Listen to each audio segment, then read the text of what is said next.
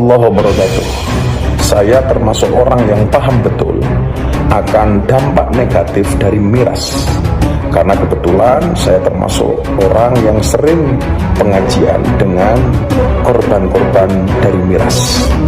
Maka saya tidak setuju dengan rencana pemerintah membuka pabrik-pabrik miras di Indonesia, walaupun dengan alasan akan memberikan keuntungan untuk negara. Saya pikir masih banyak usaha-usaha halal yang bisa kita lakukan di luar miras. Maka, dear pemerintah, please, minuman keras yang halal dan layak dikonsumsi hanya satu. Apa, Gus? Es batu. Coba beri alasan mengapa hari ini berpikir sederhana menjadi sulit. Bagaimana menjelaskan kalau membagikan souvenir dilakukan untuk membubarkan kerumunan, bukan lama-lama memancing kerumunan? Bagaimana hari ini minuman keras yang mati-matian ditentang, tiba-tiba kerannya dibuka lewat alasan investasi, katanya boleh diproduksi dan dijual dengan memperhatikan kearifan lokal. Pertanyaannya, kearifan lokal model apa yang dimaksud? Coba beri alasan mengapa hari ini berpikir sederhana menjadi sulit. Lebih sulit ketika nilai agama membenarkan, di lapangan justru menjadi haram. Ketika agama mengharamkan, aturan justru menghalalkan. Saat zina disebut haram, kita diklaim udik. Harusnya ada pemakluman dong saat alasannya suka sama suka. Saat riba disebut haram, kita diklaim tidak pro pembangunan karena menyelisihi sistem ekonomi yang berjalan. Saat miras disebut haram, kita dituduh tidak pro kearifan lokal dan menjadi seorang globalis yang radikal dan mengancam. Aduh. Saat jilbab disebut kewajiban, mereka ngejek, kembali ke zaman batu. Lalu mereka membuat aturan yang justru tidak memaksa berjilbab sekalipun pada muslimah. Saat menutup aurat disebut haram, kita dituduh pria berotak mesum yang mengekang kebebasan berekspresi wanita. Coba beri alasan mengapa hari ini berpikir sederhana menjadi sulit. Mereka memuji para penghafal Al-Quran, tapi menjadi paranoid dengan penerapan Al-Quran dalam kehidupan. Mereka larang mabuk agama, tapi giliran mabuk miras diregulasikan. Mereka bertepuk tangan atas pembubaran ormas yang senantiasa beramar ma'ruf nahi munkar sambil berbangga melanggengkan aktivitas kemaksiatan. Mereka bilang, wah peduli HAM, peduli HAM, peduli HAM. Giliran 6 aktivis tewas dibantai, suara mereka hilang. Mereka bilang toleransi, kebinekaan, kebangsaan, dan Pancasila. Tapi yang mereka maksud hanyalah definisi khusus bagi partisan penguasa. Mereka bilang kritiklah, giliran dikritik malah dikadrunkan dan dihajar buzzer nggak karuan. Coba beri alasan mengapa hari ini berpikir sederhana menjadi sulit. Ya Allah, ya Rabbana ya Karim. Kalau hanya berpegang pada ekonomi, ya ekonomi itu ada manfaatnya ekonomi ini, tapi madorotnya terlalu besar kalau dibanding dengan ekonominya. Ya sekarang mestinya itu kalau mau digentarin untuk ekonomi, kebutuhan makanan pokok saja masih impor, itu aja digentarin biar kita bisa nggak keluar. Studio Rakyat hadir kembali untuk Anda dengan sajian informasi yang terupdate. Terus dukung channel ini dengan like, komen, dan subscribe.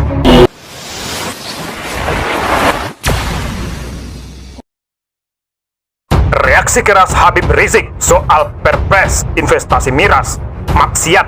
Dilansir jpnn.com, Jakarta, mantan Imam Besar Front Pembela Islam atau FPI Habib Rizik Syihab memberikan respon keras terhadap peraturan Presiden nomor 10 tahun 2021 tentang bidang usaha penanaman modal. Hal ini terkait dengan pasal-pasal di Perpres tersebut yang mengatur investasi minuman keras atau miras di beberapa provinsi tertentu seperti di Bali, Nusa Tenggara Timur, Sulawesi Utara, hingga Papua. Menurut Habib Rizik, seperti disampaikan melalui Aziz Yanuar, kebijakan Presiden Joko Widodo atau Jokowi itu hanya merusak bangsa Indonesia.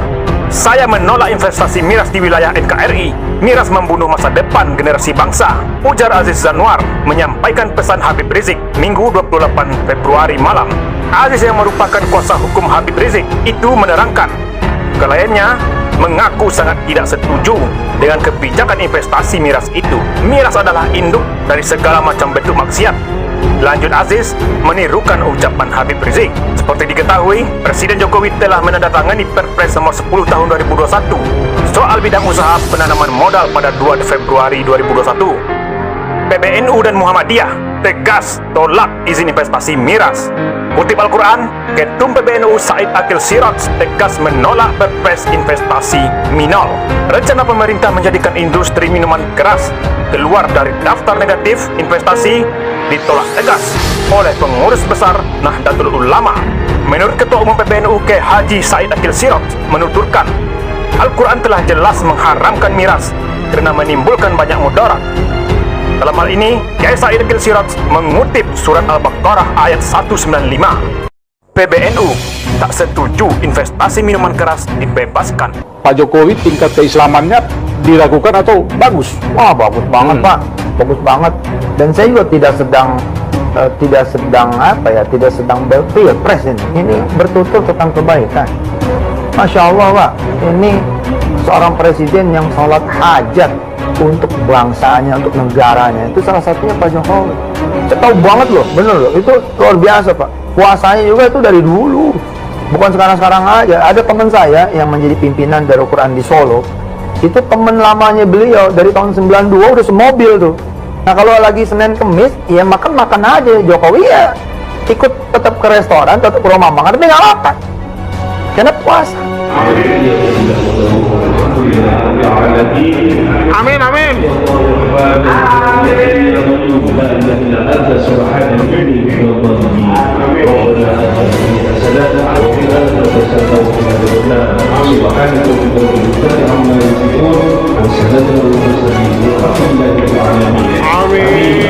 Persoalan miras ini, minuman keras khususnya, ini adalah musuh terbesar masyarakat Papua, khususnya orang asli Papua. Orang asli Papua punya musuh terbesar itu minuman keras. Karena terbukti dan sangat memprihatinkan, data membuktikan bahwa orang asli Papua mati karena minuman keras setiap hari. Bukan seminggu, bukan sebulan, tapi setiap hari ada orang asli Papua yang mati karena minuman keras. Jadi inilah salah satu mesin pembunuh paling berbahaya orang asli Papua. Kalau sekarang orang asli Papua ribut karena terjadi depopulasi, itu bukan karena faktor-faktor lain, tetapi karena faktor minuman keras. Tidak setuju dengan pernyataan yang mengatakan bahwa miras itu mendatangkan pendapatan asli daerah. Saya tolak. Menyikapi maraknya peredaran miras di Papua, kami mengutuk keras pelaku bisnis pengedaran minuman keras dan narkoba di Papua, karena minuman keras dan narkoba dapat merusak dan menghancurkan generasi muda Papua. Selain itu, minuman keras dan narkoba dapat mendorong tindakan kriminal. Yang paling ironi kalau dia sudah menyerang anak-anak muda kita. Padahal kita tahu remaja pemuda adalah bentuk miniatur daripada kehidupan suatu bangsa. Akan bagaimana warna Indonesia 20, 30, 40 tahun yang akan datang, remaja dan pemuda kita jawabannya. Bahkan dari segi agama pun, akan bagaimana warna Islam di Indonesia 20, 30 tahun yang akan datang, remaja itu pula jawabannya. Karena itu tidak terlalu berlebihan kalau saya berkata bahwa untuk menghancurkan Islam di Indonesia ini tidak perlu menghancurkan pondok pesantren, tidak perlu menutup masjid, melarang pengajian, menyegel musola, tidak perlu. Untuk menghancurkan Islam di Indonesia cukup dengan meracuni remaja, pemuda-pemudi Islam di Indonesia. PBNU tak setuju investasi minuman keras dibebaskan. Dilansir nu.or.id, Jakarta NU Online. Ketua Umum PBNU K. Haji Said Akil Siraj menyatakan ketidaksetujuannya terhadap rencana pemerintah menjadikan industri minuman keras yang sebelumnya masuk dalam daftar negatif investasi menjadi keluar dari daftar tersebut.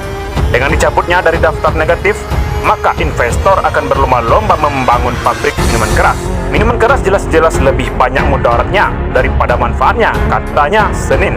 Pendirian pabrik baru atau perluasan yang sudah ada akan mendorong para pengusaha mencari konsumen minuman beralkohol yang diproduksinya demi meraih keuntungan. Ia juga tidak sepakat Produksi minuman beralkohol ini untuk tujuan ekspor atau untuk memenuhi konsumsi di wilayah Indonesia Timur yang permintaannya tinggi. Seharusnya kebijakan pemerintah adalah bagaimana konsumsi minuman beralkohol ditekan untuk kebaikan masyarakat, bukan malah didorong untuk naik. Tandasnya, Jokowi buka izin investasi miras. Engkuzul ingatkan Kiai Ma'ruf tentang akhirat.